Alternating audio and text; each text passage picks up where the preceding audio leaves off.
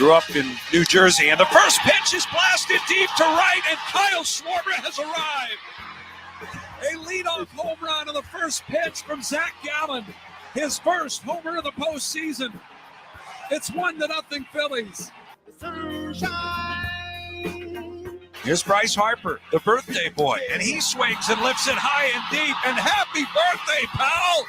Harper with a monster drive deep into right center. It's 2-0 Phillies. 1-1 pitch. Swung on, hit well to right. Going back, Carroll to the track. He turns, he looks, it's gone. Over the out-of-town scoreboard. And another home run for the Phils. It's their third of the night already, as Castellanos gets in on the party. His fifth homer of the playoffs. And it's 3-0 Phillies.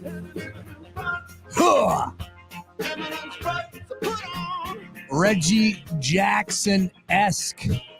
Yeah, don't take my word for it. It's history, ladies and gentlemen. What we are witnessing right now, Nick Castellanos and Reggie Jackson, 5 home runs, 3 playoff games. Look it up. And away we go. It is a live daily ticket for you here on a Tuesday in the Delaware Valley. Chambray Solo. And I'll tell you what, we are feeling damn good about tonight's game. Phillies and Diamondbacks Game 2 NLCS at the bank. Welcome to the jungle, Merrill Kelly. Everybody's all hot and bothered over what Merrill Kelly said today, and I don't have any issues with it. I just think it's funny where you should have come to the realization that poking the bear, there's nothing to gain from it. I approach these things, believe it or not, or I would if I was a professional athlete, with a little bit of humility, like just being, give them the benefit, right? Like, talk about the Phillies in a light, like, man, these guys are seeing the ball about as well as somebody could. So all I'm going to do is go out there and try and execute my best pitches, and we'll see what happens. Stuff like that, right? Build them up. Make them think a little bit more about themselves, right? That's how I would approach it. Instead of, ha ha, attaboy, Harper. Yeah, that played out well. And then, of course, Merrill Kelly stepping to the podium and saying, yeah, well, it's not going to be as loud as the WBC, which, oh, by the way, was great. It was loud. It was a crazy crowd down there in Miami. Love the WBC. Remember, all you people were so mad over the WBC. I was loving it. Loving the atmosphere. It was great for the game of baseball. And Trey Turner, oh, by the way, went off. Our guy. Remember that? It's been a long season. All I do know is tonight, I just try and put my biases aside. I do as a gambler, right? Like, some of us are just so bravado when it comes to hitting send on DraftKings Sportsbook, where it's like, I'm taking my team. Eagles aren't going to lose to the New York Jets. I'm going to take them -7. I don't care what that spread is. Oh, the Phillies -166. They ain't losing. That's not how I approach it. First of all, I always try and see the line, steal a phrase from our friends over at Swing and Ding It. I just try and, okay, does that line make sense? And if there's something going on, like there is one, and there's a line in the NFL this week, week 7, and there's one spread that just, that's interesting. I'll tell you about that one coming up a little bit later here, because we will talk NFL. But so that's how I approach it. Like, okay, what are the lines? What are the numbers? And oh, okay, Harper is only minus or plus 310 to go yard when he's normally plus 425, plus 450. Something's going on there. And it means he's got a great matchup. It means that chances are Harper might go yard. So I'm in on that. And then you got to vibe, you ride the feel, ride the vibes on, trusting your gut as you've been watching this team daily and nightly, 162, and of course through the Marlins series and the Braves, and realizing where this is a special team, and they've had that look since July, more so in August and even more in September. And then now it's go time in the NLCS, and you expect me to believe that they're not going to win tonight with Aaron Nola on the mound? versus that team, that team where maybe the average baseball fan can name 2 to 3 players in the starting lineup. Maybe. I might be giving you a little bit more credit to know that Evan Longoria is over there at the hot corner for the Diamondbacks. They are talented, and they've been smashing the ball. But this team was in such a funk. They were such a disaster all the way up to the point of August that it's really shocking to see what they've been able to do. And maybe that magic potion that they were sipping on for the last 2 weeks where they didn't lose a damn game, maybe that potion is now empty, right? And maybe tonight at Citizens Bank Park, where the atmosphere is going to be at 15, not a 10, at a 15. And it very well could turn out to be a 10-3 ball game like it was game 3 against the Atlanta Braves. And the Braves had a hell of a lot better lineup number one. Starter in that one? No, Merrill Kelly's better than Bryce Elder. But are we making Merrill Kelly out to be like Spencer Strider at this point in time? Look at his numbers. He's 35 years old. That's number one. I mean, I don't see it. I just don't. Long-winded, getting to the point. The Phillies are going to win tonight. Aaron Nola is going to have himself a performance. And I believe the bats will continue to be smashing in a big way. Smashing. Yesterday, Kyle Schwarber goes yard to open it up. First pitch. I mean, what the hell is going on, Zach Gallen? 92-mile-per-hour fastball. I can tell you what you should not do. And that's where I wanted to get to for tonight when it comes to firing on some of the props for the hitters. And I just have this vibe in my mind, in this feeling that if I'm the Diamondbacks, I have to do anything and everything to not give up an easy pitch to Bryce Harper, Nick Castellanos, or Schwarber. I'm almost looking at I don't know. I'm not a professional pitcher. I'm not a guy that's a pitching coach. I've never been a manager in a dugout. Played softball. I was, first base guy for that. Not kidding. I just assume that this team is so dialed in that it would almost be in your best interest to say, it's real hard to even put these words out there. But if you walk Kyle Schwarber to lead off the game tonight, what's the big deal? The leadoff hitter gets on. All right. Versus him hitting a 500-foot bomb off of Live Casino and the jungle gets even crazier. Right? You got to weigh it out. The pros and cons. Bryce Harper, for crying out loud, it was his birthday. And what do? Just toss a fastball over the middle of the plate. It's what are you guys thinking? Are they shell-shocked? Is the moment too big for the Diamondbacks? First time. Very well could be. Versus the team that got to the World Series and ended up losing last year with that driving force.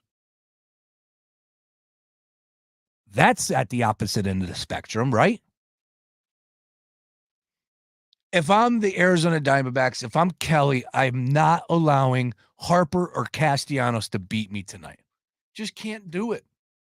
Can't win with them, as Mike Singletary said. So therefore, I would assume that when it comes to the batting props, I would look elsewhere.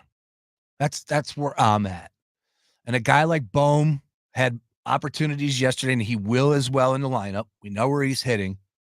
And he hit 2 balls yesterday right on the nails, squared them up nicely. Hard outs, loud outs, as they say. Little unlucky. And also Bryson Stott. And also with these two guys, the numbers are going to be inflated in your favor. So why not take a little bit of a flyer on them? Bryson Stott. I love his approach at the dish all season long. And is he in a rut? Of course. Maybe we need to give him a little standing ovation as AOK comes on. Let's get behind Bryson Stott. Not to say we haven't. but raise it up a little, another level, a few decimal more, a decimal, whatever the hell they measure sound with, as they were doing it from the MLB Network. I saw that yesterday. Somebody was rocking a Freddie Garcia jersey, 34. Man, that's interesting. I'm looking at Bryson Stott, total bases, RBI, and I'm looking at Bohm as well. If you want me to make a wager on a home run, I would tell you, of course, Schwarber, because you're going to get 4 hacks, and he's going to go up there trying to swing for the fences. So why not? Maybe this is a game that ends up in the bullpen, and if that happens, lights out. This could get ugly. If this game ends up in Arizona's bullpen, this could get real ugly. First of all, that they're only going to Kelly if things are bad, or if they're only pulling Kelly if things are bad. So if that's the case and it gets to the bullpen, watch out. I just feel like right now this team is so driven, so fired up, and not overzealous, not at the dish, swinging at bad pitches. Luke and I, we recorded earlier at the podcast, Luke and I and the Phillies coming up on the other side, and he said it best. It's like they're not striking out. Like they're hitting home runs, but in the other at-bats, they're up there. They're not striking out. So if you want to take it there, of course, they're seeing the pitches, taking what's given. On the outside, let's go the opposite way, being the smart hitter at the dish. And that's what it takes to win right now. Every out is magnifying so much. They have to make the perfect pitch against the Phillies tonight, and I just don't see that happening. So minus 166, it's a very steep price from the money line perspective. Plus on the run line, let's just get on the updated odds here over at DraftKings. You can get minus 105 at plus 130. Yeah, of course, plus 130 at minus 1.5. I know it happened yesterday. The folks that did take the run line, I'm sure the heart was beating pretty good there. But 5-3 final score, went over the 7.5, hit the 8. Some places had it at 8, so it was a push. Back at that tonight, 7.5 here at DraftKings Sportsbook. I don't know how you don't take the over. I just don't see this turning into a Nola versus Kelly pitching contest that we're going to be talking about for the next few months into the offseason. Where were you when Kelly and Nola were going head-to-head? Both had 11 strikeouts, 8 innings pitched, 1 run. The Phillies ended up winning 1-0. It's not going to happen. It's not. Instead, I do believe Nola has what it takes to slow down or shut down that Diamondbacks lineup, including all the history with Nola going up against teams that aren't in the division at home, pitching at home, everything that he's brought to the table in his last 6 starts, including the playoff start against the Braves and against the Marlins. Aaron Nola for me right now, as good as it gets. I'm all in on Aaron Nola tonight with the getting the victory at plus 185, strikeouts over his total 5.5. If you want to go the alt line, I could see as high as 7. I wouldn't go too crazy, but I think Nola dazzles tonight at Citizens Bank Park. This team rolls. I could see like an 8-3, 8-2 winner. Team total 4.5 plus money on DraftKings Sportsbook. I'm a team total terror right now. Rangers and Phillies yesterday 2 times.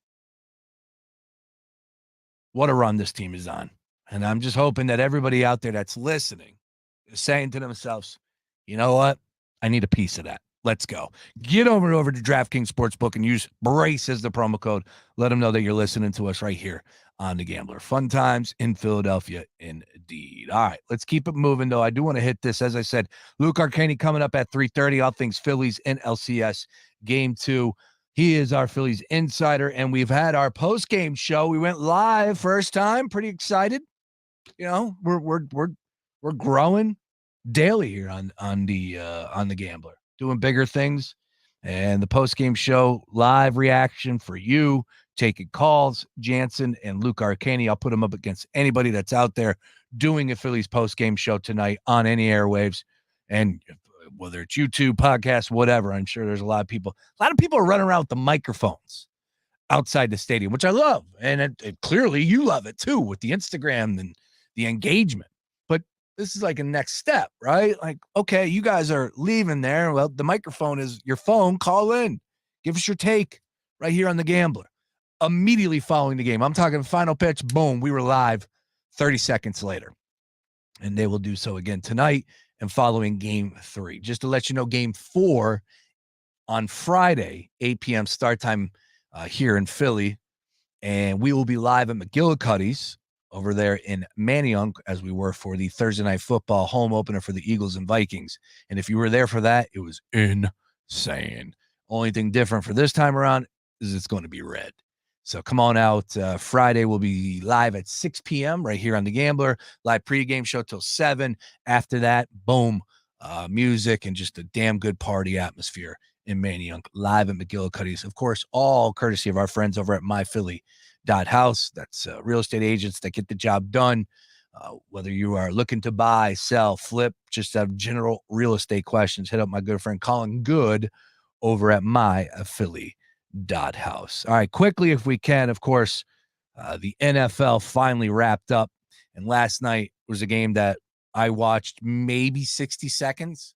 And the only time I tuned in was I happened to see Keenan Allen score a touchdown, which we were on that one. Anytime touchdown at plus 125 on DraftKings yesterday. Scored the first touchdown.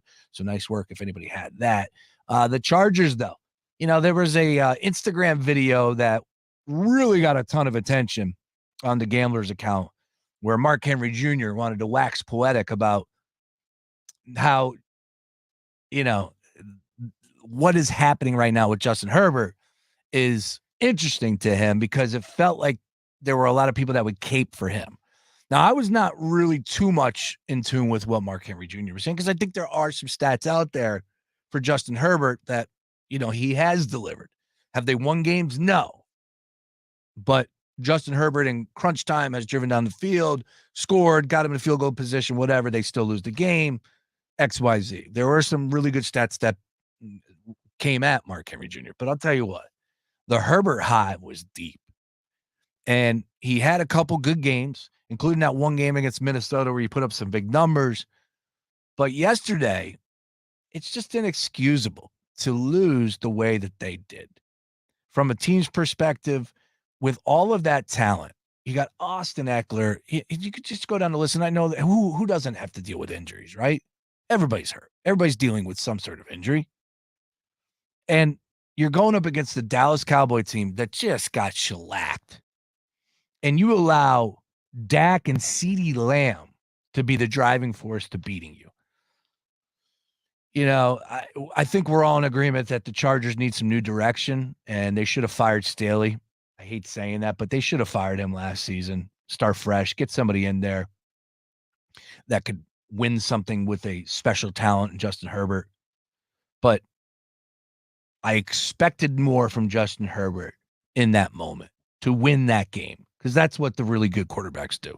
They find a way to make that a victory at home, off the bye, with your big pieces back. And they ended up losing to the Dallas Cowboys. It was a tough result to really look at. Again, didn't watch it in great detail. I've been so dialed in on all things Major League Baseball with the Astros and Rangers, which we cashed in a big way. If you listened yesterday, it was a great day on the daily ticket. We bet against Valdez. We tried to find any which way we could without being invested too much into the game, and it was the perfect analysis. I mean, I don't know how much more spot on you can be when we talked about that game yesterday. I had no interest in being in that game for 9 innings. Look what happened. Damn near almost lost the game. They ended up coming out on top, but the Astros made it real interesting all the way up, scoring a run in the 8th inning, by bottom of the 8th inning, and losing by 1. Just wanted to attack Valdez as much as we could. So we took the race to 2, or race to 3, 4, 5, and 6. 3, 4, and 5 hit. 6 so close, and the team total as well. And then we cruised right into the Phillies. Just a monster day, and gave you Keenan Allen anytime touchdown. But what do I know? What? No, we're not taking phone calls from Bobby from the shipyard. That's the big difference here? I'm here for you, Philly. I'm here. Whatever you need. My phone's always in my hand. Hit me up. I'll give you an opinion. Anyways, we're going to have some fun today. Trust me, we're going to get back over to the Phillies in just a second as far as NLCS Game 2 going down at the bank. And we'll even take a peek at what's going on with the Astros tomorrow night, 8:03 p.m. for Game 3. Texas at home. Max Scherzer getting the start. Mad Max back, excuse me. We do want to bring this up because, folks, it is a Tuesday, and we do have college football. How about that, sports fans? Liberty back in action on a Tuesday night, 14-point favorites over Middle Tennessee. Western Kentucky, the Hilltoppers, which they know how to score a bunch of points, with the highest total on the board tonight on DraftKings at 60, taking on Jacksonville State. And finally, Southern Mississippi taking on South Alabama, 7:30 p.m. kick there. 18.5-point spread for South Alabama. 52 is your total in that one. I don't have a damn play in either one of those. So if anybody is out there listening and want to give us a little insight on tonight's college football card, don't hesitate. Please feel free to hit us up on socials at Fox PHL Gambler. All right, we're going to keep it moving here. Heading down to the game tonight. Excited. This year was my first year with Phillies playoff experience. I've never been to a Phillies playoff game until this year. Side note, it might sound shocking to you, but I worked all those years. That's how I was able to rise up through the ranks, as they say. At least, work and get your name out there as much as possible, which was great.